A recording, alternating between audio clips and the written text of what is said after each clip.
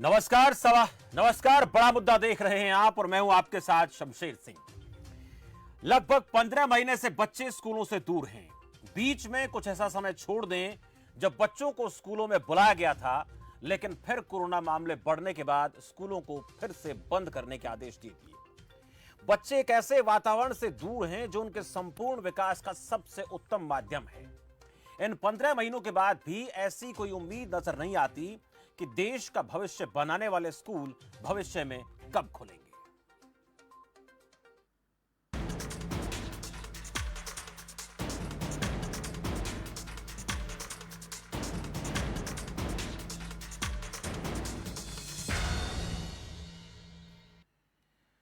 करीब 15 महीनों का लंबा समय जो बीता, उसमें बच्चों को पढ़ाने के लिए ऑनलाइन माध्यम अपनाया गया और अब भी इसी तरह से स्कूलों की तरफ से बच्चों को पढ़ाया जा रहा है। लेकिन इस तरीके से बच्चों को पढ़ाने से उनके स्वास्थ्य पर भी बुरा असर पड़ रहा है, जिसको लेकर बच्चों से जुड़ी कई संस्थाएं चिंता जता चुकी हैं और ये पढ़ाई भी कुल मिलाकर 30 से 35% बच्चों की पहुंच में है। ग्रामीण इलाकों में हालात बहुत खराब हैं।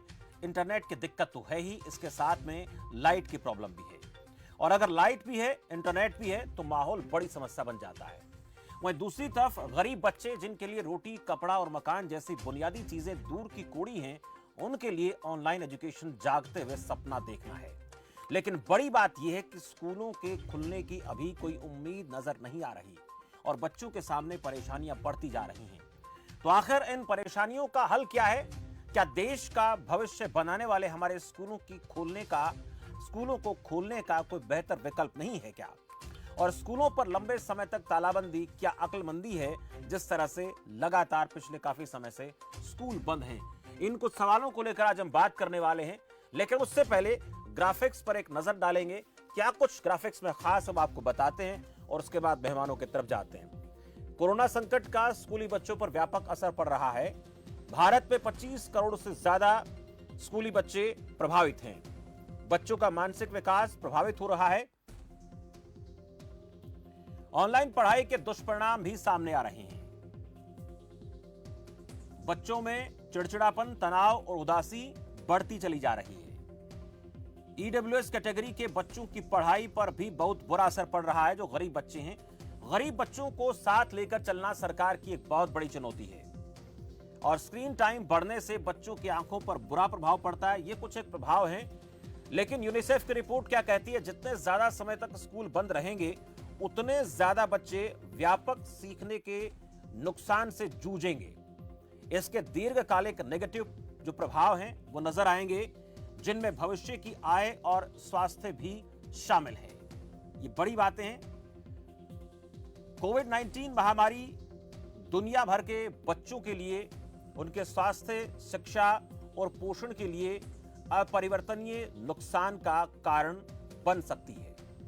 संकट के इस दौर में बच्चों के लिए दिन प्रतिदिन यानी रोजाना खतरा घटने के बजाय बढ़ता चला जा रहा है। ब्रिटेन की संस्था सेव द चिल्ड्रन के मुताबिक भारत जैसे देशों में सरकार बच्चों के लिए बेहतर पढ़ाई, लिखाई, भोजन, शौचालय, अस्पताल जैसी बुनियादी सुविधाएं मुहैया करा पाने में असफल रही है, तो मिड डे मील जैसी योजनाओं के वंचित बच्चों के लिए यह बड़ी बात है कि हम ऑनलाइन क्लासेस चला रहे हैं कि उनके लिए ऑनलाइन क्लासेस कितनी मुश्किल बात है। 18 महीने से कम उम्र के बच्चे स्क्रीन का इस्तेमाल ना करें, अमेरिकन एकेडमी ऑफ पीडियाट्रिक्स के दिशा निर्देश हैं। 18 से 24 महीने के बच्चों को माता पिता उच्च गुणवत्ता वाले प्रोग्राम दिखाएं। 2 से 5 साल के बच्चे घंटे से ज्यादा स्क्रीन का इस्तेमाल ना करें, मोबाइल, टीवी। 6 साल और उससे ज्यादा उम्र के बच्चों के स्क्रीन देखने का समय सीमित होना चाहिए। बच्चे किस गैजेट पर क्या देख रहे हैं, इस पर माता पिता को ध्यान देना बेहद जरूरी है। बच्चे के पास सोने के लिए, फिजिकल एक्टिविटी के लिए पूरा समय होना बहुत जरूरी है। तमाम जो बातें हैं, जो ग्राफिक्स के जरिए हमने आपको दिखाई, ये बच्चों के भविष्य के लिहाज से, बच्चों के स्वास्थ्य के लिहाज से बहुत महत्वपूर्ण है और हमें सचेत भी करती हैं, जगाती भी हैं कि एक तरफ तो हम बात करते हैं ऑनलाइन पढ़ाई की और दूसरी तरफ हम बात करते हैं देश में, दुनिया में जो गरीब बच्चे हैं, उन गरीब बच्चों के लिए बुनियादी सुविधाएं मुहैया कराना। अब जिन बच्चों के लिए बुनियादी सुविधाएं भी पूरी तरह से उपलब्ध नहीं है, वो बच्चे ऑनलाइन पढ़ाई कैसे कर पा रहे होंगे। एक गैप बढ़ता चला जा रहा है गरीब और अमीर बच्चों के बीच में। अमीर परिवारों से बच्चे हैं, पढ़ाई ठीक से कर पाते हैं, लेकिन गरीबों के बच्चों के लिए पढ़ाई कर पाना आसान काम नहीं है। और इसके साथ साथ ऑनलाइन पढ़ाई कितना बेहतर विकल्प है, क्योंकि हम देख पा रहे हैं कि इसका बहुत बुरा असर बच्चों के दिमाग पर, उनके स्वास्थ्य पर पड़ रहा है। कुछ एक तमाम ऐसी बातें हैं जिनको लेकर बात करना जरूरी है। मेरे साथ मेहमानों का पैनल जुड़ गया है और जो भी अभिभावक इस कार्यक्रम को देख रहे हैं वो जरा ध्यान इन बातों पर दें। जो हमारे मेहमान हैं, एक्सपर्ट जो लोग हैं, वो आपको बताएंगे और आपको रास्ता दिखाएंगे, समझाएंगे। साथ साथ सरकार की कार्यशैली को लेकर भी बातचीत करेंगे कि सरकार को ऐसे आपातकाल में क्या करना चाहिए और अब तक जो किया गया वो कैसा किया गया। मेरे साथ मेहमानों का पैनल जुड़ गया है। AK सेतिया हैं, पूर्व शिक्षा निदेशक चंडीगढ़ से। सेतिया साहब, बहुत बहुत स्वागत है आपका खबर फास्ट पर। आशीष मान, शिक्षाविद है, मान साहब, बहुत बहुत स्वागत है आपका भी। डॉक्टर सलोनी वर्मा है, मनोवैज्ञानिक है, सलोनी जी बहुत स्वागत है आपका। और संदीप चौधरी मेरे साथ है, राजनीतिक विश्लेषक। चौधरी साहब, बहुत बहुत स्वागत है आपका भी। मैं सबसे पहले सेतिया साहब आप ही के पास आना चाहूंगा कि ये जो हमने स्कूलों को बंद किया हुआ है, ये क्या अक्लमंदी की बात है, कितनी बुद्धिमता की बात है कि स्कूल बंद हैं, बाकी सब कुछ धीरे धीरे खुल रहा है। और पिछले 15 महीने से हम देख पा रहे हैं कि कभी कभार बीच में कहीं कुछ खुल गया हो तो पता नहीं, बाकी तो हालात 15 महीने से आज भी वैसा ही है। सबसे पहली बात तो ये है कि आज के संदर्भ में स्कूलों का बंद रहना मजबूरी थी सरकार की, क्योंकि अगर स्कूलों को खोलते हैं तो बच्चों को संभालना बहुत मुश्किल है जी। बच्चे ना तो सोशल डिस्टेंसिंग मेंटेन करते हैं और ना ही वो मास्क का ध्यान रखते हैं।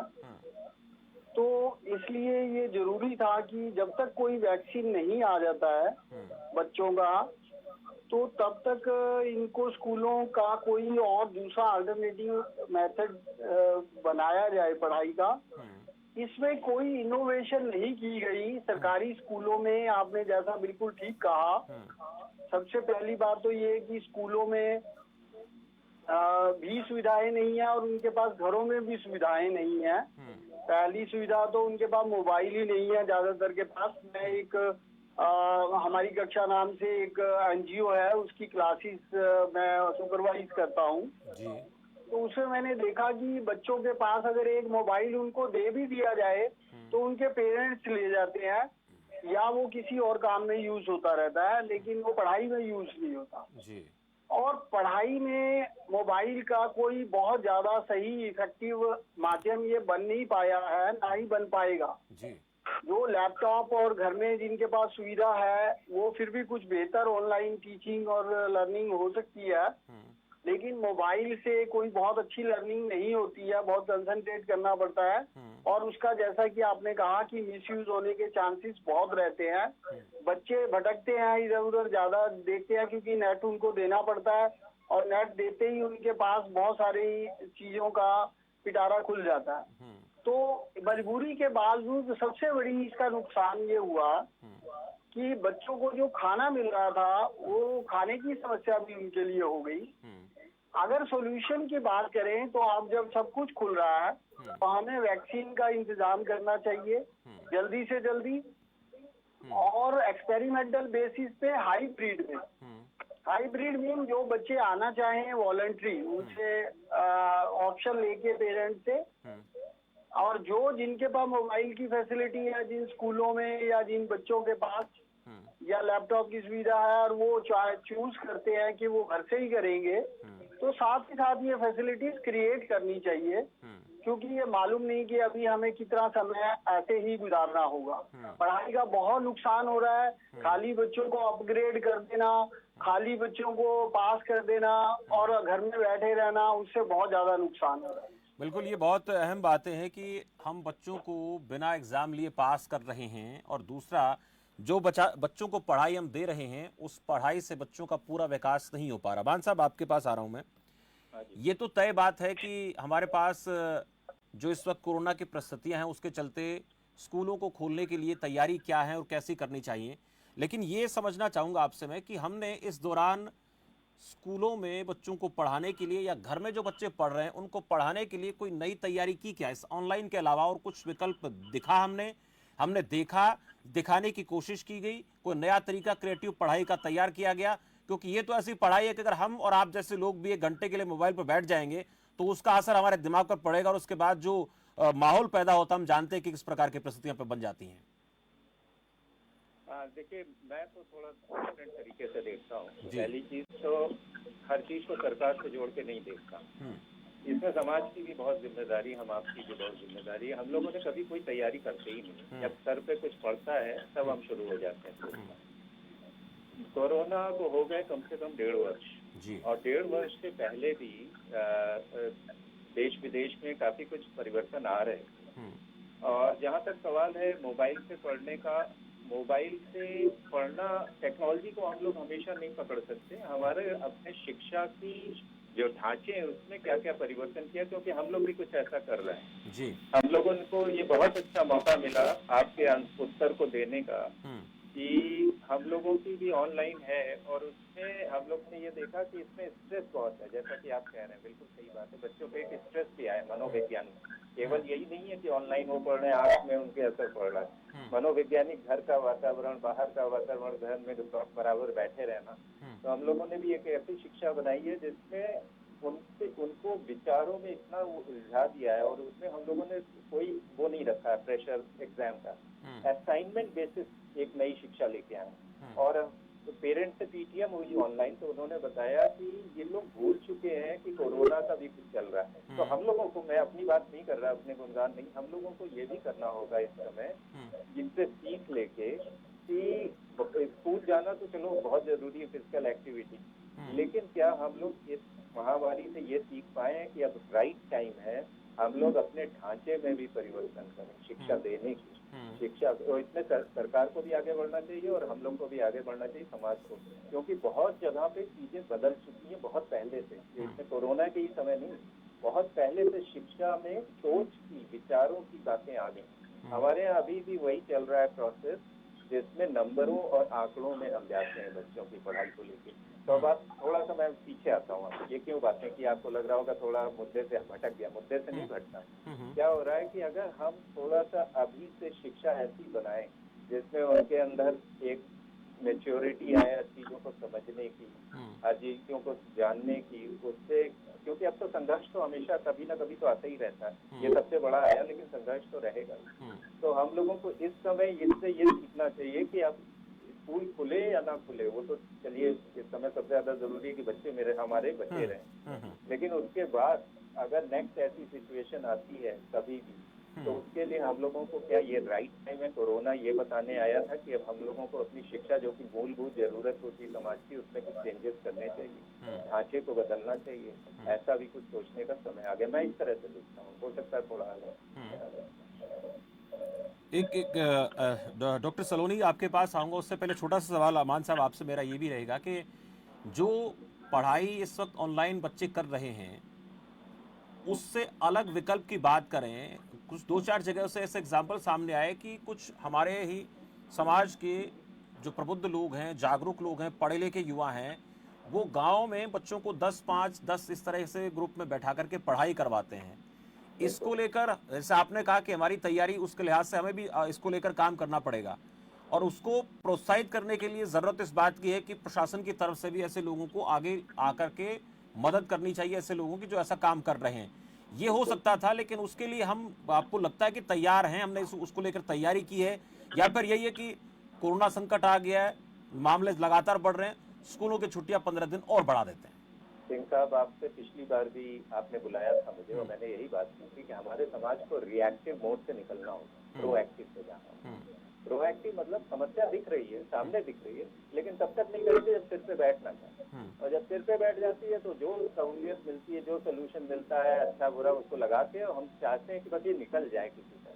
ये हमारा तंत्र है, सामाजिक तंत्र और राजनीतिक तंत्र दोनों है। कितने लोग, अब टीवी पे आप देखिए, इस महामारी में एक्चुअली समाज ने अपने को खुद खड़ा किया, कितने लोग आगे आए, लेकिन उनको क्या मिला? उनको कोई सपोर्ट मिला? किसी से भी मिला? वो अकेले अपने दम पे करते हैं। तो इस समय सरकार को भी चाहिए कि ऐसे लोगों को आइडेंटिफाई करें, उनको और सहूलियतें दें, उनका मनोबल आगे बढ़ाएं, जिससे कि वो बहुत कुछ कर सकते हैं अगर उनको थोड़ा सा सपोर्ट। बिल्कुल, ऐसे लोगों को मोटिवेट करना जरूरी है, जो अपने स्तर पर प्रयास कर रहे हैं उसको प्रोत्साहित करना जरूरी है। डॉक्टर सलोनी, आपसे बात करना चाहेंगे। ये जो पढ़ाई, हालांकि जानते हैं हम सब कि मानसिक दुष्परिणाम सामने आ रहे हैं, बच्चों में चिड़चिड़ापन बहुत ज़्यादा देखने को मिल रहा है, और अगर लगातार इसी तरीके से बच्चे पढ़ाई करते रहे, वो 15 महीने हो सकता है, वो 35 महीने हो सकता है, वो 4 साल हो सकता है, क्योंकि अभी इस कोरोना को लेकर कुछ भी साफ नहीं है कि ये कब जाएगा, कब खत्म होगा। और प्रभावित होने की जो बात है वो सबसे ज़्यादा छोटी उम्र के बच्चे, जो 5 साल के, 7 साल के, 6 साल के, कुछ ऐसे बच्चे भी हैं जिनको पिछले साल स्कूल में दाखिला दिलाना था, इस साल दाखिला कराना था, लेकिन वो अभी 2-2, 3-3 साल और बड़े हो गए हैं। मैंने आगे भी यही बात कही है जी कि ये बच्चों में इतने ज्यादा मनोवैज्ञानिक हमें प्रॉब्लम दिखाई देने वाले आगे चल करके, क्योंकि इन बच्चों में फियर साइकोसिस डेवलप हो, हर तरफ से नेगेटिविटी इनको जो दिखाई एक फियर साइकोसिस इनके अंदर डेवलप हो गया, और इसका असर हम आज शायद कम दिखाई दे रहा है, परंतु आगे कुछ सालों में जब ये बच्चे बड़े होंगे तब ज्यादा दिखाई देगा, क्योंकि ये हर ऐसी चुनौतीपूर्ण परिस्थिति में ये घबरा जाए, क्योंकि इतनी बड़ी चुनौतीपूर्ण परिस्थिति इन्होंने अभी इसी उम्र में देख ली है कि आगे जाके ये चुनौतियों को एक्सेप्ट करना इनके लिए इतना आसान नहीं रहेगा। ये उसको भी, हर छोटी से छोटी चुनौती को भी इसी प्रकार देखेंगे, इसी नजर से देखेंगे जिस तरह से हम कोरोना को देखते हैं। जी। दूसरी बात है, इन बच्चों में कोई पीयर ग्रुप इंटरेक्शन नहीं हो रहा, कोई पर्सनैलिटी डेवलपमेंट नहीं हो रहा, क्योंकि ऑनलाइन पढ़ाई में ये सब चीजें पॉसिबल नहीं है। ऑनलाइन पढ़ाई एक हमारी विकल्प थी इस इतने बड़े पैंडेमिक से जूझने के लिए, उसको फेस करने के लिए हमने इस ऑनलाइन पढ़ाई का एक जरिया ढूंढा था कि इन बच्चों की लाइफ में पढ़ाई चलती रहे, खत्म ना हो। परंतु इतने लंबे समय तक अब ऑनलाइन पढ़ाई चल रही है कि अब इसके दुष्परिणाम भी देखने को मिले। अगर मैं सिर्फ एक रिक्वेस्ट कर सकती हूँ सरकार को कि आप अगर वैक्सीन की तरफ ज्यादा ध्यान दें, बच्चों के ऊपर अगर वैक्सीन लग जाए तो कम से कम ये बच्चे स्कूल तक जा पाए। जब तक वैक्सीन नहीं लगेगा तब तक हम इनको स्कूल नहीं भेज पाएंगे, क्योंकि स्कूल में हम इनकी दूरी मेंटेन आपस में नहीं कर पाएंगे। बिल्कुल, ये अहम बात है कि स्कूल में बच्चों को तभी कोई माँ बाप भेजने के लिए राजी होगा जब वो पूरी तरह से बच्चों को सुरक्षित महसूस करेंगे। मैं संदीप चौधरी जी आपसे पूछूंगा, ये वर्चुअल रैलियां हो जाती हैं, वर्चुअल संवाद कर लेते हैं राजनीतिक पार्टियों के लोग, वर्चुअल मीटिंग कर लेते हैं, इलेक्शन होता है तो वर्चुअल रैली इतने बड़े स्तर पर की जाती है कि उस पर चाहे करोड़ रुपए खर्च आए, 2 करोड़ रुपए खर्च हों, आसान है। लेकिन ऑनलाइन पढ़ाई की बात कर लेते हैं, हालांकि वो भी बेहतर विकल्प नहीं है, लेकिन उस पढ़ाई के चलते भी समाज के, हमारे देश के लगभग 65 से 70% बच्चे ऐसे हैं जो वंचित रह जाते हैं। ये बड़ा सवाल है, ये सरकारों के लिए भी चुनौती है, उनके ऊपर सवाल भी खड़ा करता है। दूसरा ये कि हमें लगभग 1.5 साल हो गया जूझते हुए, क्या आपको नजर आई कोई राजनीतिक इच्छा शक्ति की इन बच्चों का भविष्य खराब हो रहा है, और ये भविष्य हमारे देश का भविष्य है? आने वाले 10 साल बाद, 15 साल बाद जब देश को इनके योगदान की जरूरत पड़ेगी तो ये कितना बेहतरी से योगदान दे पाएंगे, या सिर्फ एक बड़ा वोट बैंक बनकर रह जाएंगे?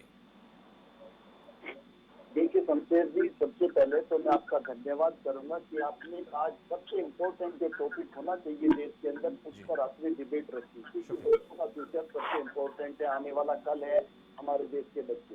अब मैं आता हूँ इनकी शिक्षा व्यवस्था पर। जिस तरीके से बच्चों को पास किया जा रहा है वो इशू नहीं है, इशू ये है कि बच्चों की पढ़ाई का क्या होगा। अगर आपने स्क्वायर रूट आज उसको 7th क्लास में नहीं सिखाया, जहाँ से उसका बेस बनना था, अगर क्यूब निकालना उसको नहीं सिखाया, अगर परसेंटेज का उसको पता यहाँ पे नहीं चला, तो जिस तरीके से 2 साल का गैप आ गया, आज आने वाले टाइम में नया सिलेबस आ जाता है, नई चीजें आ जाती है, उसका बेस कमजोर होगा, उसका बेसिक फार्मूले का नहीं उसको पता, तो इन चीजों से बच्चों पे बहुत बैड इफेक्ट पड़ेगा, वो आगे चीजों को कवर नहीं कर पाएंगे। हमारा जो एजुकेशन सिस्टम है वो एक जीने की तरह, जैसा आप स्टेयर्स चढ़ते हैं 1 बाय 1 एक सीढ़ी करके चढ़ते हैं, आप सीढ़ियां छोड़कर जीना नहीं चढ़ सकते।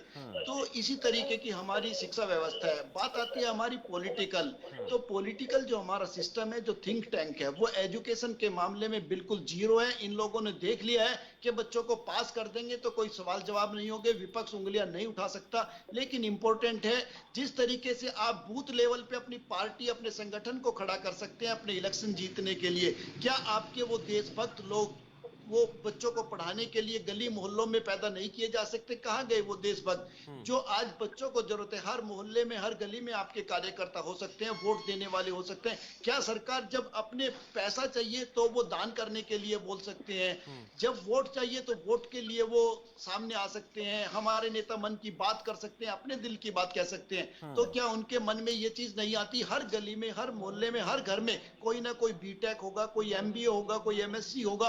क्या वो अपने गली मोहल्ले के ऐसे बच्चों को नहीं पढ़ा सकते जो पैसे से कमजोर हैं? शमशेर जी, पैसे वालों के बच्चे आज भी पढ़ रहे हैं, उनके घरों में टीचर पढ़ाने के लिए आते हैं, लेकिन मध्यम वर्ग और गरीब आदमी का मरना हो गया है, उनके बच्चों का फ्यूचर ज्यादा खराब हो रहा है। तो सरकार को सोचना पड़ेगा और कुछ ना कुछ डिसीजन लेना पड़ेगा, और ये आवाज लोगों के बीच से उठनी चाहिए। जब भी लोगों को दर्द होता है, किसानों को दर्द होता है, किसान अपना मुद्दा उठाते हैं, तो मुझे लगता है लोगों को सोचना पड़ेगा अपने बच्चों के लिए, अपने बच्चों के फ्यूचर के लिए, और इस तरीके की आवाज उठानी पड़ेगी। बहुत अहम बात है कि इस विषय को लेकर गंभीरता से काम करना पड़ेगा, और लगता नहीं कि इसको लेकर काम हो रहा। सेठिया साहब, एक संदीप जी ने बात कही कि आवाज उठानी पड़ेगी, इसको लेकर सोचना पड़ेगा। ये सब जानते हैं, मैं आपसे राजनीतिक बात तो नहीं करूंगा, लेकिन राजनीतिक पार्टियों का हमने चाल चरित्र चेहरा देखा है। उनका काम होता वोट बैंक लेना, अपने तरीके से रैलियों को ऑर्गेनाइज कराना, जितना खर्च है सब हो जाता है। लेकिन एक बात संदीप जी ने कही कि मोटिवेशन उन लोगों को मोटिवेट नहीं किया जाता जो इस प्रकार के कामों में समाज में अपना योगदान दे सकते हैं, गली मोहल्लों में बच्चों को पढ़ा सकते हैं। इसके लिए तो कम से कम अपील होनी चाहिए राजनीतिक मंचों से, सामाजिक मंचों से, और हम जैसे लोगों की तरफ से भी ऐसा होना चाहिए, और आप जैसे बुद्धिजीवियों की तरफ से कोशिशें होती रही हैं। इसमें ऐसा किया जा सकता है कि कोई एक कॉल दे, एक इनिशिएटिव ले, जो डायरेक्टर एजुकेशन है, कि जो लोग भी बच्चे, जो भी बीटेक एमबीए जैसे इतने पढ़े लिखे बच्चे बेरोजगार घूम रहे हैं, वो एनरोल करें। मान लो ये मेरे पास चार्ज होता तो मैं ऐसे करता कि उनको गेस्ट फैकल्टी के तौर पे, या उनको एक नॉन फॉर्मल स्कूल बोलते हैं, के लिए एनरोल करते, और उनको घंटों के हिसाब से हम पेमेंट भी करते, और उनको कहते कि आप अपने गली मोहल्ले में बच्चों को एनरोल करके हमें डिटेल दो, और अलग अलग क्लासेस लो, और उनको कुछ भी गाइड करो। उनका एक छोटे छोटे ग्रुप बना के, जैसा कि अभी सजेस्ट किया गया, और डिस्टेंसिंग मेंटेन करते हुए और मास्क पहनते हुए उनको पढ़ाया जाए। हम लोग पढ़ा रहे थे, तो ऐसा पढ़ा सकते हैं, ये हो सकता है जी, ये हो सकता है, और ये कोई बहुत मुश्किल काम नहीं है। मान साहब, ये संभव है। अगर एक क्लास में 30 या 35 बच्चे आते हैं, और उसके साथ साथ दूसरे बच्चे भी और क्लासेस के आते हैं स्कूल में, तो उनको संभाल पाना तो शायद स्कूल प्रबंधन के लिए आसान नहीं हो।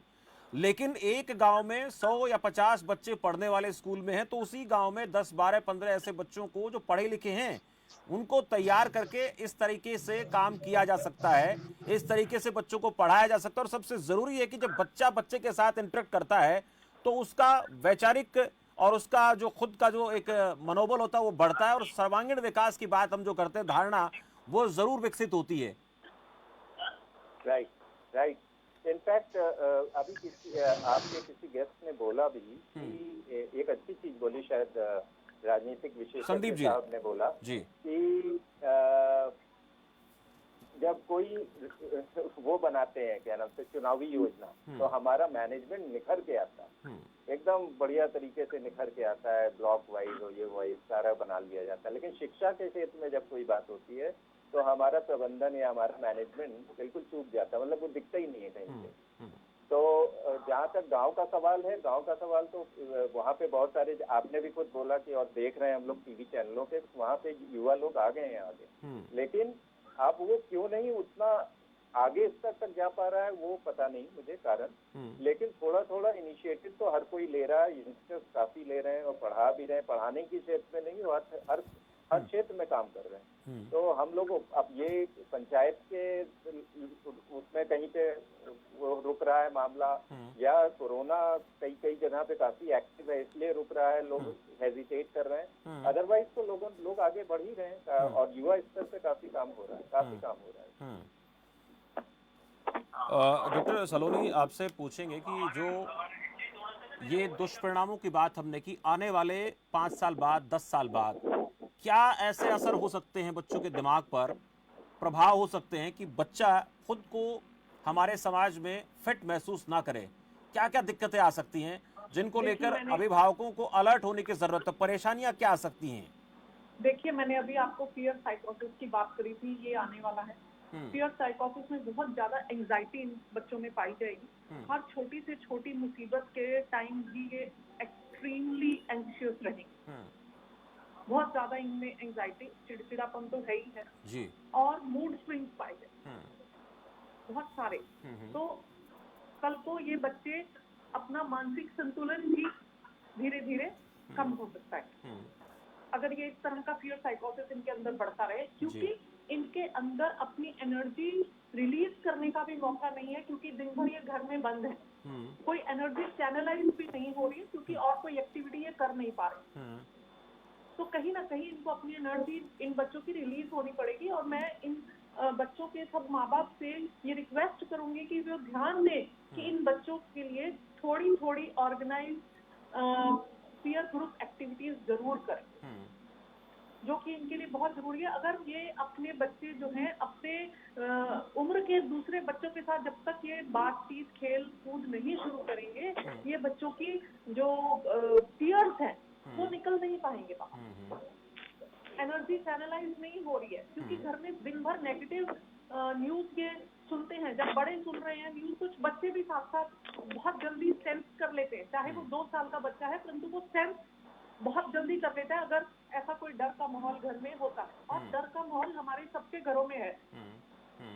जब हम देख रहे हैं कि हमारे जानने वालों के, हमारे नोन लोगों के, हमारे रिश्तेदारों के, हमारे मित्रों के घरों में जब कोई ऐसी अनहोनी घटनाएं हो रही हैं, तो वो उसको समझ पा रहा है। इस माहौल को हर छोटे से छोटा बच्चा भी समझ पा रहा है। तो ये सब न्यूज को एक तो बच्चों से थोड़ा सा हम दूर रखें, बच्चों के साथ थोड़ी सी हम एक्टिविटीज जो है पॉजिटिव एक्टिविटीज करें, उनके साथ हम बैठ के बातचीत करें। कोई हम उनके साथ बैठ करके पुरानी बातों पे बातचीत करें। जब हमने कोई अच्छी वेकेशन स्पेंड करी उन बच्चों के साथ, उसके बारे में दिन में 5 मिनट 10 मिनट अगर माँ बाप दोहरा पाए, जब कोई अच्छा समय उन्होंने अपने बच्चों के साथ स्पेंड किया था उसके बारे में अगर वो बातचीत कर पाए, तो कुछ समय के लिए बच्चे जो हैं इस प्रॉब्लम से दूर हटे। और दूसरा कि इन बच्चों के साथ अगर एक छोटा उनका जो फ्रेंड सर्कल है उसके बीच में कोई पीयर ग्रुप एक्टिविटी जो आसपास के बच्चे हैं उनके साथ भी करवाई जा सकती है। और थोड़ी बहुत जूम पे या ऐसे ऑनलाइन माध्यम से भी थोड़ी एक्टिविटी जो है कराई जा सकती है। ये इस तरह सारी माएँ मदर्स ना भी इन्वॉल्व हो, तो एक आध मदर जो है वो उसका जिम्मेवारी वंस अ वीक लेके और उन बच्चों को इकट्ठा करके और कोई एक्टिविटी करवाएं, कुछ पॉजिटिव एक्टिविटी, जिससे कि बच्चे कुछ नई चीज सीखें। कोई सपोजिंग उनसे कुछ एक्टिंग करवाई जा सकती है, उनसे जिससे कि कोई उनकी पर्सनालिटी भी डेवलप हो। कोई डिबेट कराया जा सकता है, कोई आप उनसे पोएटिक रेसिटेशन करा सकते हैं, कोई आप ऐसे राइटिंग करा सकते हैं। कुछ भी आप ऐसी एक्टिविटीज जो है जो उनके स्कूल्स में चलती थी, पर्सनालिटी डेवलपमेंट भी जिससे थोड़ा बहुत चलता रहे। ये तमाम बेहद अहम बातें आप बता रही हैं डॉक्टर सलोनी, लेकिन मैं जो अगली बात करूंगा मान साहब से, सेतिया साहब से आऊँगा, तो एक सवाल आप दोनों से मेरा रहेगा कि हम अब भी देख पा रहे हैं कि बच्चों को पढ़ाने के लिए जो ज़्यादा फोकस है वो उनका सिलेबस कंप्लीट कराने पर रहता है। जिसको समझने की ज़रूरत है और नहीं समझा गया वो हम वही तरीका अपना रहे हैं आज भी, कि बच्चा स्कूल में आता है, बस्ता लेकर आता है, बैग से कॉपी निकालता है, किताब निकालता है, अपना चैप्टर पढ़ता है, टीचर पढ़ाता है, काम खत्म हो जाता है, बच्चा अपना काम होमवर्क करना शुरू कर देता है। वही पैटर्न चल रहा है। आप दोनों से पूछूंगा, लेकिन उससे पहले संदीप जी आपसे मेरा एक सवाल। एक ब्रिटेन की एक संस्था ने मैं ग्राफिक्स चला रहा था, उसमें यह कहा कि भारत जैसे देश, यानी भारत जैसे देश का मतलब भारत जैसे और भी कई देश हैं, उनमें बुनियादी जरूरतें रोटी कपड़ा मकान है, उस पर तो काम हुआ नहीं है। बच्चे को भरपेट खाना तो हम खिला नहीं पाए हैं, और आज हम दावा करते हैं कि बच्चों को ऑनलाइन पढ़ाई हम दे रहे हैं और बच्चे पढ़ रहे हैं। और वो भी कैसे बताते हैं कि नेटवर्किंग, बच्चों को मोबाइल दे रहे हैं, बच्चों को हम लैपटॉप दे रहे हैं, बच्चों को टैब हम दे रहे हैं, लेकिन वो कागजों में पता नहीं हकीकत में कितने दिए जा रहा है। असल बात ये। दूसरा ये कि रेडियो के जरिए बच्चों को पढ़ा रहे हैं, टीवी के जरिए बच्चों को पढ़ाई दे रहे हैं। अरे भाई, हम बच्चों को खाना तो खिला नहीं पा रहे भरपेट। ये हमारे देश की जो राजनीतिक पार्टियां हैं, जो सरकारें हैं, उनके मुंह पर एक बहुत बड़ा तमाचा है। संदीप जी। शमशेर जी देखिए, जहाँ तक हम टेक्नोलॉजी की बात करते हैं, मेरे 4 साथी पैनलिस्ट भी बैठे हैं, आप भी बैठे हैं, हम सब लोग नेटवर्क का प्रॉब्लम फेस करते हैं अपने मोबाइल में, लैपटॉप में। इसी तरीके की प्रॉब्लम बच्चे भी फेस करते हैं। और इसके साथ साथ आप ये देखिए, जैसे अभी पढ़ाने की बात थी, हम लोग इतने एडवांस कंट्री नहीं है, कहीं लाइट है, कहीं नहीं है, कहीं नेटवर्क है, कहीं नहीं है। तो ऐसे में अगर कुछ ऐसी व्यवस्था भी की जाती, हमारे देश में टीचर्स की कमी नहीं है, जो डीपीएस के टीचर हैं, जो दूसरे स्कूलों के टीचर हैं, जो सरकारी टीचर्स हैं, वो एक जगह तो सब लोग नहीं रहते, पूरे देश में फैले हुए, कोई किसी कॉलोनी में रहता है, कोई किसी सेक्टर्स में रहता है। अगर उनको भी जिम्मेदारी दी जाती, वो जहां जहां रहते हैं, चाहे वो किसी भी स्कूल का टीचर और किसी भी स्कूल के बच्चे उसकी रेंज में रहते हो, अगर वो पढ़ाना शुरू कर दे, अपने यहाँ 50 बच्चों को भी पढ़ाए, तो मुझे लगता है बहुत बड़ा एक के बच्चों का जो प्रॉब्लम है वो सोल्व हो सकता है। उसके साथ हमारे ऐसे पढ़े लिखे लोग आज घरों में बैठे हैं, वो भी पढ़ाना चाहते हैं, अगर उनसे आग्रह करे कोई या उनको कुछ दे, खर्चा दे, तो वो लोग भी निकल के आगे आ सकते हैं। तो सरकार को इनिशिएटिव लेने की जरूरत है। जिस तरीके से हम दूसरी चीजों पे, जहां से हमारा वोट बैंक बनता हो, हम इलेक्शन जीतते हो, वहां पे हम घोषणाएं भी कर देते हैं, वहां पे हम चुनाव भी करा देते हैं, वहां पे हम रैली भी करवा देते हैं, वहां पे मास्क भी लगवा देते हैं, चाहे लोगों की कितनी भी जान चली जाए। लेकिन हमने एजुकेशन के मामले में या बच्चों के फ्यूचर के लिए एक इनिशिएटिव नहीं लिया। आप ये देखिए, आज भी हमारे देश में ऐसी व्यवस्था है, जो गांव के प्राइमरी स्कूल हैं, उनमें 5th के बाद 6th में जाके बच्चा ABCD सीखता है और 8th में जाके वो 10th सीखता है। तो जो 2 साल का उसका पीरियड था, 2 इयर्स का, 6 और 7, जब उसने ABCD नहीं सीखी और 8th क्लास में जाके उसको 10th सिखाए जाएंगे, तो क्या वो सीख पाएगा? इसी तरीके की प्रॉब्लम सभी बच्चों को आने वाली है, और ये आने वाले टाइम में बच्चों के लिए बहुत मुश्किल दौर हो जाएगा। ये आपातकाल है, और जो वर्ल्ड वॉर में हम सुनते हैं, हम पढ़ते हैं, और उसके बाद जो परिस्थितियां बनी, वो कैसे घातक रही, काफी समय तक उसका असर रहा, और ये भी आने वाले कुछ सालों तक इसका असर पड़ेगा। संदीप जी, लौटूंगा आपके पास। सेतिया साहब से एक मेरा सवाल। अभी सेतिया जी, एक बात मैं भी कर रहा था कि हम अब भी देख पा रहे हैं कि बच्चों को पढ़ाने के लिए जो फोकस है ज़्यादा, कि बच्चों का सिलेबस कंप्लीट होना चाहिए, वो पूरा होगा। टीचर आते हैं, अपनी क्लास लेते हैं। मैं खुद देखता हूँ, मेरे खुद के बच्चे, मैंने खुद भी देखा है, उनकी 40 मिनट की क्लास होती है, उस 40 मिनट की क्लास में बच्चों को पढ़ाया जाता है जो उनके सिलेबस में है। फिर उसके बाद उनको होमवर्क एक फाइल के तौर पर या एक फोटो के लिहाज से या जो भी उनके साथ उनके पास सेंड किया जाता है। फिर बच्चे उस होमवर्क को करते भी हैं। 2-1.5 बजे तक क्लासेस चलती हैं, उसके बाद फिर वही मोबाइल बच्चे के सामने होता है, और वो बच्चा 3-4 बजे तक उस होमवर्क को कंप्लीट करने में लगा रहता है। नहीं, पूरा दिन उसका मोबाइल पर बीतता है, और उसके बाद उसके दिमाग में बात हो आती है कि थोड़े समय के लिए मैं टीवी देख लूं, कार्टून देख लूं। लंबा वक्त बच्चा स्क्रीन के सामने बिताता है। ये बच्चों में तनाव का बड़ा कारण है। हमने आज तक इस चीज का विकल्प नहीं खोजा कि बच्चों को पढ़ाएं तो कैसे पढ़ाएं, और टीचर भी उसके काबिल मुझे नजर आते नहीं है, जैसा कि मैं खुद देख पा रहा हूं। ये बिल्कुल सही बात है। हमने एजुकेशन को सिलेबस तक सीमित कर दिया है। ये बहुत ही दुखद बात है कि हमने एजुकेशन का सही भाव मतलब ही नहीं समझा है। सरकारी स्कूलों में, गांव के स्कूलों में खास तौर पर, शहरों में भी जो बच्चे अच्छे स्कूलों में भी पढ़ रहे हैं, उनका भी टारगेट, उनका भी जो विचार है वो रुक जाता है। उनके माँ बाप का विचार परसेंटेज पे, पास होने पे, पोजीशन लेने पे, या वो अच्छा जॉब लेने का, एडमिशन और जॉब लेने का। तो एजुकेशन का जो सही मतलब एक नागरिक बनाना और एक इंसान बनाना, वो तो कहीं बहुत पीछे छूट गया है। और आज के दौर में अभी क्योंकि सिलेबस को पूरा करना ही अपने आप में एक समस्या हो गई है, तो हम इसका विकल्प, मैं आपको जो आपने पूछा कि विकल्प क्या बन सकता है, वो जब हम स्वतंत्रता के बाद भी हमारी सिचुएशन लगभग यही थी जो आज कोरोना काल में है। हम लोग ना स्कूल थे, ना टीचर थे, ना पढ़े लिखे लोग थे। आज हमारे पास एक बहुत अच्छी बात ये है कि हमारे पास पढ़े लिखे लोग हैं जो बेरोजगार हैं। ये सचमुच में मैंने किया था। मैं आपको वही बता रहा हूँ कि जब मैं निदेशक था तो हमारे स्कूलों में 20 से 30% तक टीचर्स का अभाव था।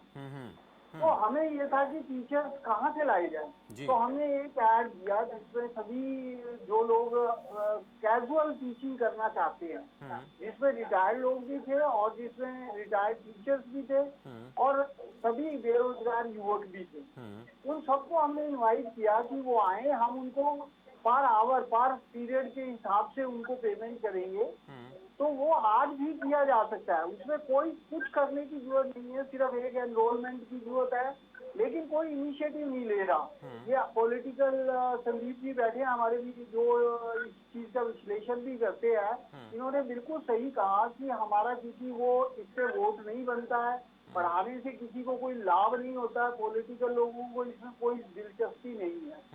तो हमें हमारे जो ब्यूरोक्रेट्स हैं उनको चाहिए कि ये डिसीजन लें कि जितने भी लोग जो विलिंग हैं पढ़ाने के लिए उनको बोलें कि हर 10 बच्चे पे हम आपको 50 रुपए 100 रुपए पर आवर पर पीरियड देंगे, पर सब्जेक्ट देंगे, per day I am talking about. So it will come to about 10,000 rupees almost to every unemployed person. तो बहुत अच्छा एक काम हो जाएगा, बेरोजगारों को काम मिलेगा जो खाली हैं और पैसा मिलेगा, और साथ में देश का विकास भी, बच्चों का विकास भी। ये तरीके अपनाने की ज़रूरत है। मान साहब, यही मेरी आपसे भी इस बात को लेकर मेरा सवाल है कि हम अब भी उसी के ऊपर फोकस किए हुए हैं कि बच्चे का सिलेबस पूरा हो जाए, बच्चे का यूनिट टेस्ट लिया जाए, बच्चे के एग्ज़ाम लिए जाएं।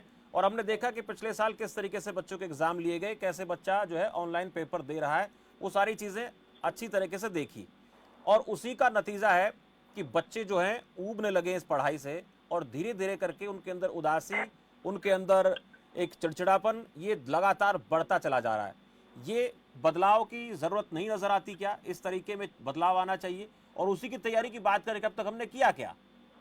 मैं एक अगर कहिए तो सोल्यूशन, क्योंकि मैं सोल्यूशन पे ज़्यादा फोकस करता हूँ किसी भी डिबेट में, क्योंकि प्रॉब्लम तो है ही सब जानते हैं। तो एक अभी हम लोगों ने मैंने प्रयोग किया है, मैं अपना वो नहीं बताऊंगा, बस ये बताऊंगा कि जो अभी सलोनी वर्मा जी ने कहा कि फियर जो फैक्टर है बच्चों के जो स्ट्रेस में, और मैंने खुद देखा बच्चे मेरे पास हैं, आप ले लीजिए 12 साल से और 17 साल तक के बच्चे। हम लोगों ने एक करिकुलम, मैं कॉर्पोरेट में रहा हूँ, एक करिकुलम डिजाइन किया है जो रियलिस्टिक भी है, और जो सीपिया साहब ने कहा विचारों को बढ़ाना, एक जो एजुकेशन है उसका रोल ये ना रह जाए केवल जॉब पाना, एक अच्छे सिटीजन भी बने, तो उसका पूरा मिक्स किया है। उसमें रियलिस्टिक प्रोग्राम भी रखे हैं जिससे उनको जॉब मिले, और वो जब बड़े हों तो वो तो जो मिस वर्मा ने बोला कि ऐसी एक्टिविटी में उनको उलझाया जाए घर में जिससे उनका स्ट्रेस खत्म हो, तो उनको ऐसे ऐसे काम दिए जाए। 3-3 बजे तक उनके पेरेंट्स ने बोला कि वो काम करते हैं, और वो टीवी चैनल ये सब से दूर हैं। और मजे की बात यह है, मैं 1 घंटे एक हफ्ते में लेता हूँ सेशन, केवल 1 घंटे का। उन लोगों ने सेशन में हाथ उठा के हमारा 1.5 घंटे किया जाए, क्योंकि आधे घंटे हम आपसे डिस्कस कर सकें विचारों को। और अब हम राजस्थान के ऐसे स्कूल में चले गए जहाँ पे मासिक आय उनके पेरेंट्स की मुश्किल से होगी 5-6 हज़ार रुपये। इतनी सस्ती शिक्षा ऑनलाइन हो रही है। तो हम लोगों को सबसे पहले तो एक चीज देखनी बंद करनी होगी हिंदुस्तान में कि टेक्नोलॉजी जो होती है वो कोई बहुत बड़ी चीज हो गई। टेक्नोलॉजी इज इनेबलर, केवल आपको सहूलियत दे रही है। मेन चीज होता है स्ट्रक्चर, प्रोसेस, मैनेजमेंट, इससे हम लोग बात ही नहीं करते। हम लोग इतने इमोशनल ब्रीड हैं कि हमेशा इमोशन से बात करते हैं, उसी में भड़क जाते हैं, उसी में कुछ हो जाता है। हम लोगों को अब थोड़ा सा अपने विचारों को केंद्रित करना होगा, स्ट्रक्चरिंग पे आना होगा, जैसे प्रोएक्टिव होता है वैसे स्ट्रक्चरिंग मैनेजमेंट पे आना होगा। और ये केवल राजनीतिक लोगों की जिम्मेदारी नहीं है, ये हमारी भी बनती है। तो अगर हम लोग ये सब करना शुरू करें तो जो झटके लगेंगे वो हम लोग एब्जॉर्ब कर पाएंगे। यूरोप में भी संक्रमण है, पूरा विश्व जूझ रहा है, लेकिन हम ही लोग क्यों चर्चा में इतना है?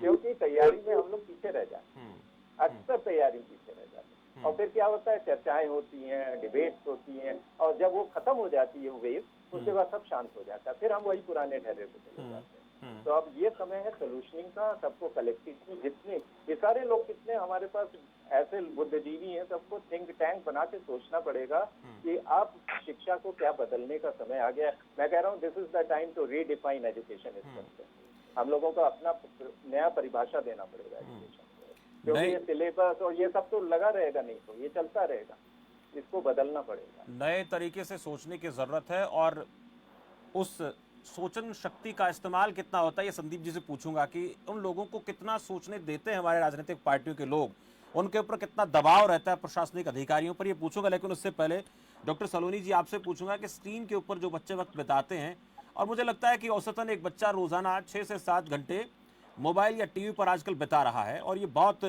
बड़ी चुनौती है। इसके दुष्परिणाम देखने को मिलेंगे, हमें आज भी देखने को मिल रहे हैं, आने वाले 6-7 साल बाद और ज्यादा देखने को मिलेंगे। ये स्क्रीन पर टाइम बिताने का जो बच्चों का जो तरीका है, मजबूरी है, मजबूरी कहेंगे, इस मजबूरी से निजात कैसे पाएं? क्योंकि बच्चे को पढ़ना भी है, 4-5 क्लासेस भी लेनी है, उसके बाद उसी मोबाइल में से देखकर उसको अपना होमवर्क भी करना है, क्या किया जाए? मैं जो अभी मैंने आपको बात बताई वो स्कूलों से भी अनुरोध है कि जो स्कूल्स में उनका करिकुलम था अगर उसको थोड़ा फॉलो कर लिया जाए, सिर्फ पढ़ाई पे जोर ना देके उनकी पर्सनालिटी डेवलपमेंट पे भी थोड़ा ध्यान दिया जाए, और कुछ ऐसे कार्यक्रम पढ़ाई के अलावा सिर्फ दिन भर उनके साथ अगर हम पढ़ाई की बात करते हैं ऑनलाइन, तो वो बच्चे ऊब चुके हैं उस चीज से। उनके लिए कोई ना कोई ऐसे एक कंपटीशन हो गया है सलोनी जी, हम देख पा रहे हैं कि एक स्कूल अगर अपना सिलेबस कंप्लीट करा देता है, फिर दूसरा उसको फॉलो करता है कि मैं पीछे ना रह जाऊं। और बहुत से स्कूलों ने तो इन जो ग्रीष्मकालीन अवकाश रहे बच्चों के, उनमें भी ऑनलाइन क्लासेस कराई हैं, और बच्चे ने वो क्लासेस की हैं। ये मुकाबला है एक स्कूल का दूसरे के साथ। ये जब तक मुकाबला इस तरीके का बना रहेगा तो लगता नहीं कि बच्चों को ऐसी आजादी मिलेगी जिसके वो हकदार हैं। हाँ जी, और बच्चों के लिए अगर वो कुछ पर्सनैलिटी डेवलपमेंट की ऐसी खेल कूद भी करवा सकते हैं। जरूरी नहीं है कि उनको ऑनलाइन सिर्फ पढ़ाई में ही इंटरेस्ट डेवलप करना है और सिर्फ पढ़ाई सिलेबस तक ही सीमित रखनी है।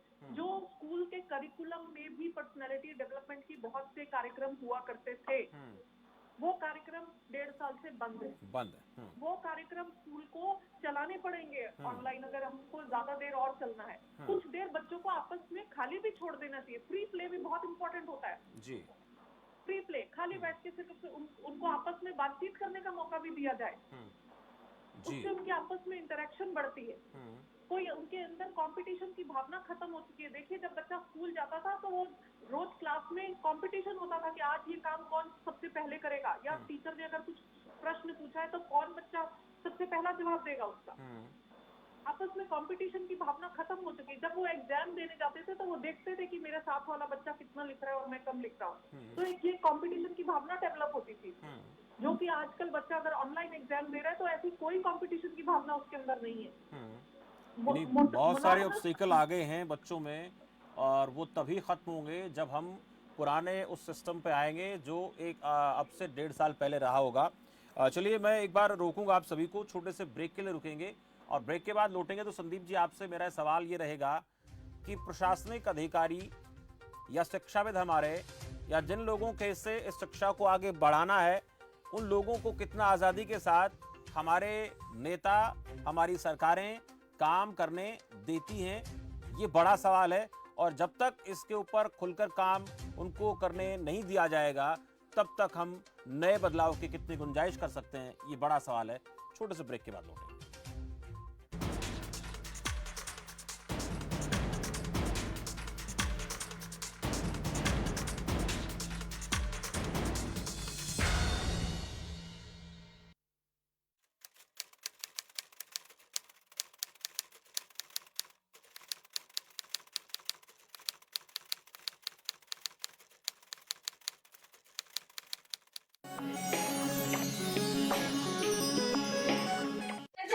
नमस्तुभ्यम नमाम्यहम् सहोत्र। हे आर्य राष्ट्र के रहने वाले मेरे हम उम्र भाई और सभी को मेरा नमस्कार है। स्वागत है आप सभी का अपने पसंदीदा प्रोग्राम नारी वैद्य काय क्लब के अंदर। आज आपको डॉक्टर बहकाते हैं, सारा जिंदगी दवा खानी पड़ेगी, कहीं दवाओं के नाम पर और कहीं वंशानुगत रोगों के नाम पर। वंशानुगत रोग कौन से होते हैं, पहले ये समझिए। जन्मजात किसी भी रोग को ठीक नहीं किया जा सकता, और जन्म के पश्चात होने वाले प्रत्येक रोग को ठीक किया जा सकता है, चाहे वो वंशानुगत हो, चाहे वो दवाइयों की कमी से हो, या डॉक्टरों की कमी के कारण कोई बीमारी पैदा हो गई है, उस प्रत्येक रोग को ठीक किया जा सकता है। सर्वाइकल, माइग्रेन, बीपी, एसिडिटी, कब्ज, नमूनिया, दमा, किसी भी प्रकार का चर्म रोग, और भले ही आप HIV और एड्स से ग्रसित क्यों न हो, प्रत्येक रोग को आयुर्वेद में सही तरीके से सदा के लिए ठीक किया जा सकता है, क्योंकि आयुर्वेद रोग के कारण को दूर करता है और शरीर में रोग से लड़ने की ताकत को पैदा करता है, यानी इम्यून सिस्टम को मजबूत बनाता है। जब आपके शरीर में रोग से लड़ने की ताकत पैदा हो जाती है तो कोई भी रोग ठीक होने के लिए असाध्य नहीं कहा जा सकता। प्रत्येक रोग को ठीक किया जा सकता है। अधिक जानकारी के लिए इन नंबरों पर संपर्क कीजिए या हमारी वेबसाइट nvkbhat.com पर जाइए।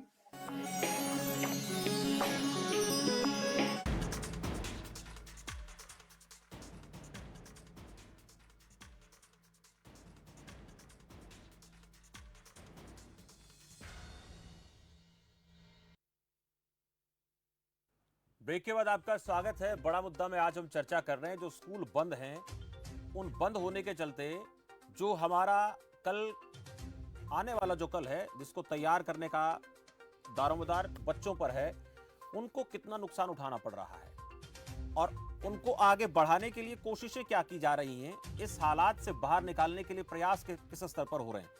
मेरे साथ मेहमानों का पैनल एक ही सीटियां हैं। आशीष मान जी हैं, डॉक्टर सलोनी वर्मा है, संदीप चौधरी मेरे साथ लगातार बने हुए। संदीप जी, एक सवाल यही था आपसे कि कितना काम उन प्रशासनिक अधिकारियों को, पढ़े लिखे लोगों को करने दिया जाता है, जो बेचारे 17 घंटे पढ़ाई करके अधिकारी बनते हैं, और उसके बाद उन लोगों की सुनवाई कितनी होती है, ये हम देखते हैं। आपसे जानूंगा। और इसके साथ साथ एक सवाल ये भी मेरा कि हमारे जो ग्रामीण इलाकों में हमारे जो सरपंच भाई होते हैं, उनके कंधों पर भी बड़ा भार है। हालांकि अगर वो राजनीतिक सोच से अलग होकर काम करें तो जो गांव के बच्चे हैं उनको तो कम से कम वो बेहतर शिक्षा दिला पाने में भूमिका अदा कर सकते हैं। देखिए शमशेर जी, आपका बहुत महत्वपूर्ण सवाल है, लेकिन हकीकत ये, चाहे गांव के सरपंच हो, चाहे हमारे एमपी, एमएलए, विधायक, नेता हो, इनके लिए मैं आपको 2 लाइनें कहना चाहता हूं कि सियासत की दुकानों में रोशनी के लिए जरूरी है कि मुल्क मेरा जलता रहे, या आप इन चीजों को ऐसे भी समझ सकते हैं कि एक शायर ने कहा है बहुत अच्छा कि सियासत की दुकानों में रोशनी के लिए जरूरी है मुल्क मेरा जलता रहे। तो हकीकत यह है कि मुल्क मेरा चल रहा है पूरे तरीके से, लेकिन सियासतदानों को कोई फर्क नहीं पड़ता है। और इसकी जो सबसे बड़ी वजह है, पढ़ाई नहीं हो रही है बच्चों की, वो एक अलग इशू है। लेकिन सबसे बड़ी चीज आपको नोटिस करनी पड़ेगी, जो हमारे घर में बच्चे हैं, जो पढ़ाई करते हैं, जिनके पास मोबाइल रहता है, वो एक टाइम में 3-4 विंडो खोल के रखते हैं। उनको टीचर को रिप्लाई करना होता है, वो गूगल भी खोलते हैं। और अब जब गूगल खोलते हैं या ऐसी साइट्स खोलते हैं, तो एक साथ वहां पे इतनी चीजें खुल जाती हैं जो आपको नहीं देखनी चाहिए, जो हमारे बच्चे को नहीं देखनी चाहिए, वो भी वहां पे ओपन हो जाती है। और बच्चे का दिमाग उन चीजों पे जाता है, चाहे वो वहां पे फनी चीजें हो, चाहे वहां पे कपिल का वो नाइट्स वाला शो हो, चाहे बहुत सारी एडल्ट चीजें एकदम से सामने आ जाती हैं। तो इन चीजों का बच्चों के दिलो दिमाग पे बहुत गलत प्रभाव पड़ता है और बहुत सारे बच्चे इसका शिकार होते जा रहे हैं। आप नोटिस करेंगे, बच्चा मोबाइल लेकर अलग बैठना पसंद करता है, वो पेरेंट्स को कुछ भी बोलेगा, उनके पास से हटने की कोशिश करेगा, कहेगा यहाँ नेटवर्क का इशू है या यहाँ पे आप लोगों की आवाज आ रही है। अगर वो अकेले में जा रहा है, अकेले में पढ़ने की कोशिश कर रहा है, इसका मतलब कुछ ना कुछ बच्चे के साथ में गलत घट रहा है, गलत हो रहा है। तो कुल मिला के मोबाइल के दुष्प्रभाव बच्चों के दिलो दिमाग पर ज्यादा पड़ रहे हैं। जिस तरीके से हर चीज की, आप वोट डालने की भी आपकी एक उम्र रखी गई है, उसके बाद आप वोटिंग का अधिकार रखते हैं, शादी की भी एक उम्र रखी गई है, उसके बाद आप शादी कर सकते हैं। इसी तरीके से ये उम्र नहीं थी जब हम बच्चों के हाथ में मोबाइल थमाते। और मोबाइल एक अनलिमिटेड चीज है, इसकी कोई लिमिट नहीं है, इसमें दुनिया भर की चीजें भरी हुई हैं। एक क्लिक से क्या चीज आपके सामने खुल जाएगी और बच्चे को हर चीज जानने की जिज्ञासा रहती है। जब आप कभी रोड पे भी चलते हैं बच्चों को लेकर, वो आपसे गाड़ी भी दिखेगी तो उसके बारे में भी पूछेगा, पापा ये कौन सी गाड़ी है, ये कौन सा मॉडल है। हर चीज को जानने की जिज्ञासा बच्चे के मन में रहती है। लेकिन जब उसके हाथ में मोबाइल है, उसे नई नई चीजें वहां पे दिखती है, तो वो क्लिक करता चला जाता है। वो कहां तक जाता है ये किसी पेरेंट्स को पता नहीं चलता। तो कुल मिला के मैं ये मानता हूं कि मोबाइल बच्चों के लिए शिक्षा से ज्यादा घातक हो चुका है। बिल्कुल लिमिटलेस है, इसका कोई और शोर नहीं है कि इसमें बच्चे के सामने क्या निकलकर सामने आता है। सेतिया साहब, ये तो है बात, बिल्कुल इसमें कोई दो राय नहीं है। लेकिन अब इस मजबूरी से निजात पाने के लिए हमारे पास तरीके क्या होने चाहिए, इस पर काम करना जरूरी है। लेकिन एक और सवाल मेरा आपसे है सेतिया साहब, कि हम जानते हैं कि ये जो दौर है ये पता नहीं खत्म कब होगा। तो इस सिलेबस को लेकर हम बात कर रहे थे लगातार। कुछ ऐसी चीजें होती हैं, बच्चा अगर 6th क्लास में है तो उसको 7th में जाएगा तो उन चीजों को पढ़ना बेहद जरूरी है। वो अगर नहीं पढ़ेगा तो 7th क्लास में उसकी पढ़ाई जो है वो रुक जाएगी, बेहतर तरीके से नहीं पढ़ पाएगा। क्या ऐसा सिलेबस छोटा छोटा करके नहीं निकाल देना चाहिए? उसकी तैयारी नहीं होनी चाहिए थी, पहले वो काम करवाया जाता और उसी बेस पर 7th का या 7th के बेस पर 8th का सब कुछ टिका हुआ है, वो पहले हो जाता। उसके बाद अगर स्कूल खुलते तो फिर सारी चीजें करा सकते हैं हम। जी, ये अब भी किया जा सकता है। सीबीएसई अब भी सिलेबस को रिड्यूस करके जो जरूरी चीजें हैं उनको रखते हुए, जो जिसको अगली क्लास से जिसके ना पढ़ने से अगली क्लास में चलना मुश्किल होगा, ऐसा सिलेबस रख के बाकी सिलेबस को कम किया जा सकता है। पिछली बार भी उन्होंने कम किया है, 50% किया है। इस बार भी वो 50% तो शुरू से कर देना चाहिए, ताकि पढ़ाई का बोझ कम हो, ज्यादा घंटे मोबाइल पर ना बिताने पड़े, क्योंकि ये भी एक बहुत गलत बात है, बच्चे ज्यादा समय मोबाइल पर बिता रहे हैं। तो इसको रिड्यूस करने के लिए सिलेबस रिड्यूस किया जाना चाहिए। अमान साहब, क्या ये अब जो पिछले साल सिलेबस रिड्यूस किया गया था वो ये आधार बनाकर किया गया था कि ये पढ़ाना जरूरी है ताकि अगली क्लास में बच्चे का जो विकास है, बच्चे की पढ़ाई बाधित ना हो, या फिर इस लिहाज से कर दिया गया कि जितना कम करेंगे उतना बेटर है, बच्चा पढ़ लेगा तो उसका कम से कम इस बार का जो एग्जाम का पैटर्न वो तैयार हो जाएगा, या उस पर अभी काम करना बाकी है? आप गलत व्यक्ति से पूछ रहे हैं लेकिन मैं जहाँ तक सोच सकता हूँ उसमें सहूलियत सबसे पहले अपना रोल अदा करती है कि जितना जरूरी हो, क्योंकि इस समय आप देखिए सब लोग स्कैर्सिटी से काम कर रहे हैं, स्कूलों के पास अपने पूरे रिसोर्स नहीं है, राइट। और जिस तरीके से वो मैनेज कर रहे हैं, किसी तरह बेयरली वो मैनेज कर पा रहे हैं इस समय। और भी इश्यूज, मैं क्योंकि स्कूलों के साथ काफी जुड़ा हूँ, उनके अपने और भी संघर्ष चल रहे हैं। तो मेरा जहाँ तक दूर समझ है कि जितना सहूलियत है, जितना आसानी से हो सकता है, वो उस पर ज्यादा फोकस कर रहे होंगे बजाय क्वालिटी ऑफ एजुकेशन या और कुछ। जी ठीक है। मैं सलोनी जी, एक सवाल आपसे, आखिरी मेरा सवाल आप ही से होगा कि ये जो बच्चे मोबाइल में जो कंटेंट है, जैसा भी कंटेंट सामने आता है वो सच में बच्चों के दिमाग पर असर तो करता है। इस कंटेंट से बच्चों को बचाने के लिए अभिभावक, पेरेंट्स को क्या करना चाहिए, क्या तैयारी करनी चाहिए, किस लिहाज से उनकी ऑब्जर्वेशन होनी चाहिए? देखिए, बच्चों के जो हम मोबाइल बहुत अर्ली एज में हमने इस बार हाथ में दे दिए हैं ड्यू टू दिस पैंडेमिक, तो उसके साथ साथ माँ बाप अगर उसको बच्चों को मोबाइल दे रहे हैं तो साथ ही उनकी जिम्मेदारी बनती है कि एक निगरानी रखी कि बच्चा क्या चीज देख पा रहा है, क्या नहीं देख पा रहा है। थोड़ा सा उसको लिमिट भी करना पड़ेगा और बच्चों को थोड़ी सी एजुकेशन भी देनी पड़ेगी दुष्परिणामों के ऊपर, कि ये चीज खोलने का क्या दुष्परिणाम हो सकता है, क्या चीज देखनी चाहिए, क्या चीज नहीं देखनी चाहिए। ये बच्चे को माँ बाप ही उसके साथ बातचीत करके उसको समझा सकते हैं कि आपकी उम्र में ये देखना अलाउड है, ये देखना अलाउड नहीं है, ये देखना आपको नहीं चाहिए। ये माँ बाप बच्चे को समझा सकते हैं। इसके अलावा आपके पास घर बैठ के और कोई विकल्प नहीं है, और कोई रास्ता नहीं है कि माँ बाप जो है वो बच्चे पर नजर भी रखें, और ऐसा कुछ नजर आता है तो माँ बाप बच्चे को एक दोस्त की तरह, एक साथी की तरह बड़े एजुकेट करें उसको और समझाएं। ये बहुत अच्छी बात आपने की। चलिए, उसके लिए क्या सही है और क्या गलत, ये अहम बात है। बहुत जरूरी है। उसको धमकाने की बजाय, उसको किसी और तरीके से हैंडल करने की बजाय जरूरत है कि प्यार से समझाया जाए और उसको एक मित्र की तरह, दोस्त की तरह माँ बाप को उसके साथ बिहेव करना चाहिए जब बच्चे बड़े होने लगते हैं। जब मोबाइल आपने हाथ में दे दिया तो उस समय बच्चे के पास सब कुछ, बिल्कुल, वो कुछ भी उसमें से देख सकता है, हर चीज के लिए एक्सेस है उसके पास जी। परंतु अगर जब तक हम उसको पॉजिटिव्स और नेगेटिव्स इसके नहीं बताएंगे किसी भी चीज के, तब तक उसको समझ नहीं आएगा। और ये बातें डांट डपट के या जोर जबरदस्ती से या निगरानी रख के पॉसिबल नहीं है। ये बातें तभी पॉसिबल है जब बच्चा खुद समझे कि मेरे लिए क्या सही है और मेरे लिए क्या गलत है। चलिए, बहुत शुक्रिया सलोनी जी, इस चर्चा में आप हमारे साथ जुड़ी। सेतिया साहब, आपका बहुत बहुत आभार। मान साहब, आपका भी बहुत बहुत धन्यवाद। संदीप चौधरी जी, आपका भी बहुत शुक्रिया। इस खास चर्चा में, आप इस बेहतर चर्चा में मेरे साथ जुड़े, कई सारी अहम बातें आप लोगों ने बताई, बहुत बहुत धन्यवाद। तो आज जो मसला था वो बच्चों की पढ़ाई को लेकर था। इस चर्चा में जो खास बातें निकलकर सामने वो ये आई कि ये जो कोरोना काल है इसका भी कोई अंदाजा नहीं कि कब तक रह सकता है, और जो हमारी पढ़ाई है, स्कूलों वाली पढ़ाई, उसको भी लेकर अभी कोई उम्मीद नहीं है कि वो स्कूल में जाकर बच्चे पढ़ पाएंगे। और जब तक बच्चे स्कूल में नहीं जाएंगे, दूसरे बच्चों के साथ मिलकर पढ़ाई लिखाई खेल कूद नहीं करेंगे, उनका पूरा विकास नहीं हो सकता। लेकिन ऐसे में कुछ निष्कर्ष निकलकर सामने आए। एक तो ये कि बच्चों को कुछ इस तरीके से पढ़ाया जाए, 5, 7, 10 बच्चों के ग्रुप में, उसमें हमारे समाज के प्रबुद्ध लोग, जागरूक लोग मदद कर सकते हैं। वो आगे आए, खासकर उन इलाकों में, उन ग्रामीण इलाकों में जहां तक बच्चों के पास पढ़ाई, इंटरनेट, मोबाइल पहुंच से दूर है, ताकि वो भी समाज की मुख्य धारा में आने वाले वक्त में अपने आप को महसूस कर सकें। सोशल डिस्टेंसिंग के साथ और जिम्मेदारी के साथ, और प्रशासन की जिम्मेदारी ये बनती कि ऐसे लोगों को मोटिवेट किया जाए, उन लोगों को मदद दी जाए जो काम इस प्रकार का कर रहे हैं।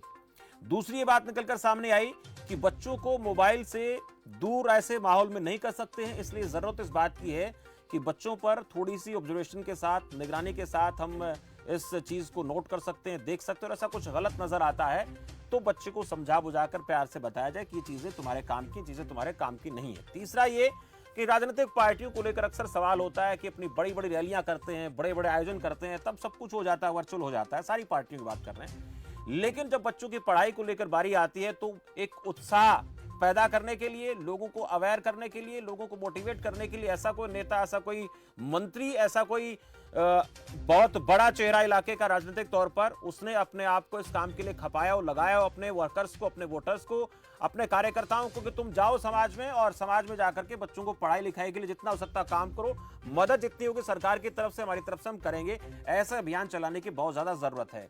और इसके साथ साथ ये भी जरूरत इस बात की है कि आने वाले दिनों में जो वैक्सीनेशन जब तक नहीं होगा तब तक स्कूलों में बच्चों को जो सिलेबस दिया जा रहा है उसके अंदर कुछ काट छांट की जाए, और जो 7वीं का बच्चा कल 8वीं में होगा उसको वो बात जरूर पढ़ाई जाए जो 7वीं में पढ़नी जरूरी है, ताकि 8वीं क्लास में, 8th क्लास में उसको ज्यादा दिक्कत ना हो। ये तमाम चीजें आज की चर्चा का विषय रही। फिलहाल बड़ा मुद्दा में मेरे साथ इतना ही। आप देखते रहिए खबर फास्ट। नमस्कार।